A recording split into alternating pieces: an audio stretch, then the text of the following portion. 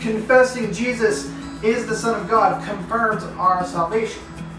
If that's the case, if confessing Jesus confirms our salvation, then what does it mean to confess Jesus? What does it mean to confess Jesus as the Son of God?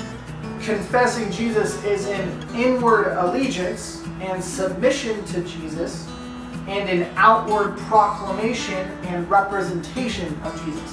What I mean by that is, inwardly, we're aligned with Jesus first.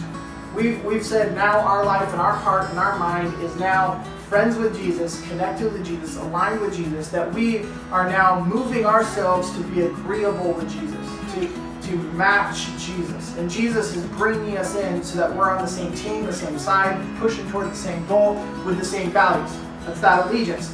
The inward submission is that we've chosen Christ's life over our own. So we no longer are submitting to anything else, or no longer valuing anything else more than Christ. Christ is now the number one thing in our lives, and whatever he says goes. I'm willing to throw out whatever he tells me to throw out. I'm willing to go for whatever he tells me to go for.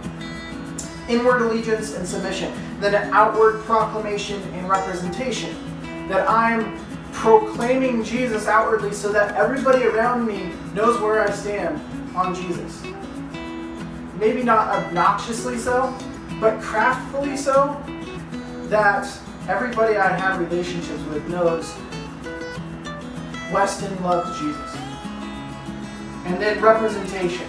Because of that, everybody also thinks of Jesus when they look at me. And non-Christians particularly, but even Christians, when we see, or when the world sees a Christian, sees you, sees me, they see a representation of Jesus. Not that we are Jesus, but that we reflect Jesus.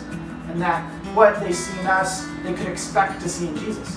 So that representation should be a pure representation. That's part of the confessing Jesus as well, is setting up that pure representation of Jesus, or accurate representation with the way we live our lives.